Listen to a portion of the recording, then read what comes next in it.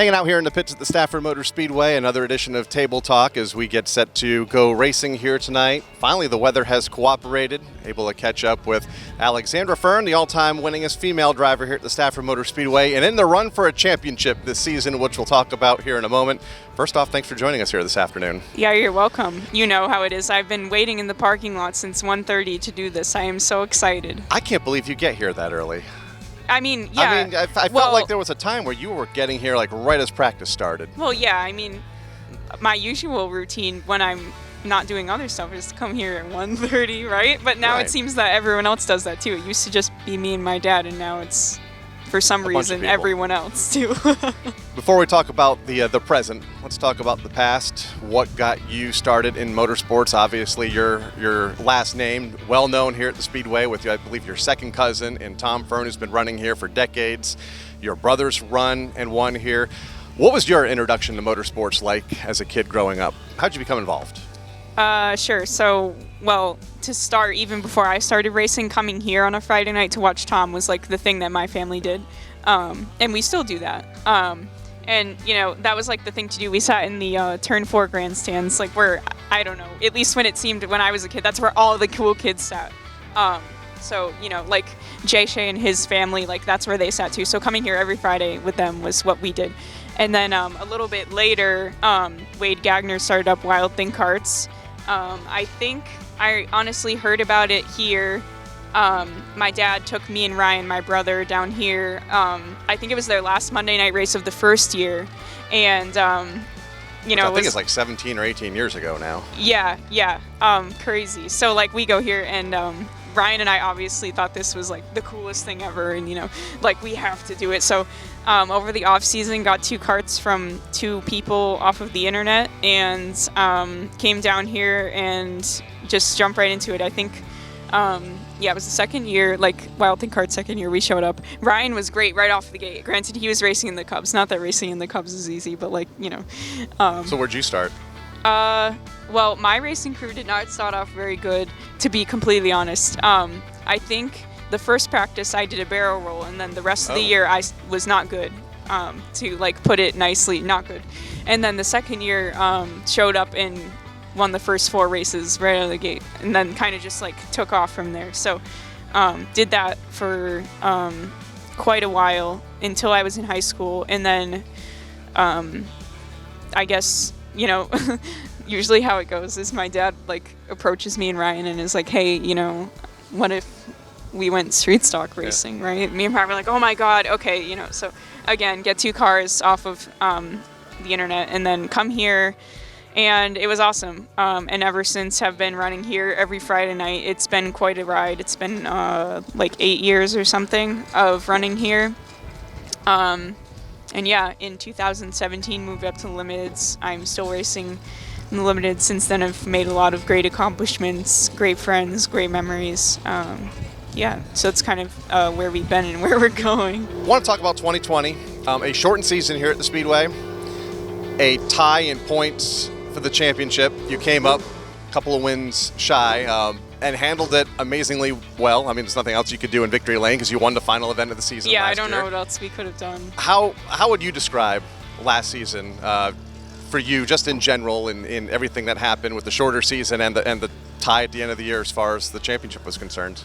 Yeah, I mean, I really thought we weren't going to be racing, and then suddenly I think Stafford announced like a week before they were planning on having an event. So I was like, okay, so like we get the car ready and, you know, all that stuff. I think it was basically ready because we planned on racing in April, and then everything got canceled. But anyway, so we show up, and like for the first month we were not good. We sucked. To be honest, it was no fault of anybody. Maybe.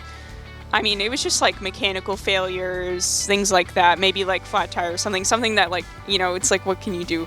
But it really like sets the mood. And then I remember like we were just not doing very well.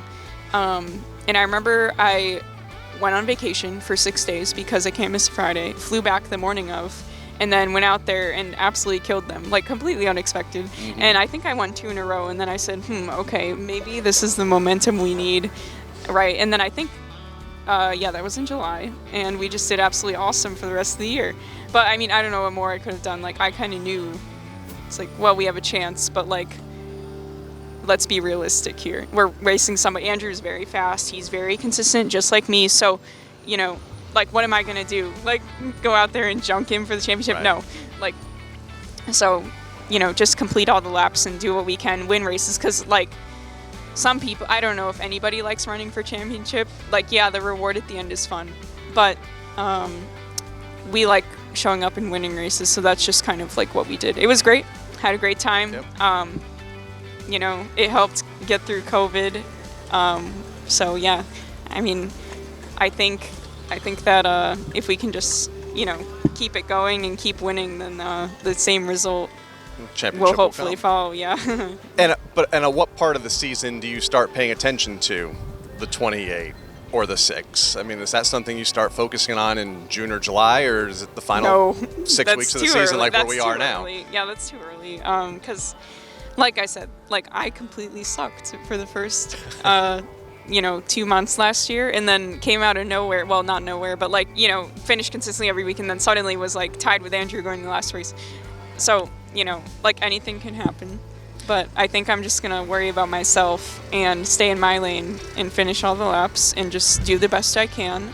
Win would be nice. It would be nice. It's been a while, and we've been trying our best. But also, like, my team works too hard for me to go out there and drive the car. I don't have. Some people do that, but like, I just, you know, want to look at the big picture. It hurts a little bit because, like I said, we like to win, and that's our goal. But like, sometimes also we just have to be realistic and look at the big picture and where the I guess, like, where the goal post is and try and get there. Yeah. A couple of fun questions now that have nothing to do with racing. We did a few of these a few years ago. What's your pet peeve in life? Don't wear shoes on my bed, first of all. Okay. Is that a regular occurrence? Do folks Some people do. walk around on your bed? Some people do. Well, even just sitting on my bed, like, because I make my bed every day, so don't sit on there. I think it'd be worse if I didn't, because then they'd be sitting like right where you're sleeping. But yeah, don't sit there. What else? Oh yeah, like when you go to somebody's house and there's crumbs on the floor, and they want you to take your shoes off. Yeah. What else? That's about it. Okay. If you could meet one famous person, who would it be? Maybe RBG, Ruth Bader Ginsburg. She just passed away last September, Supreme Court judge. For people who don't know, no one's going to know who that is.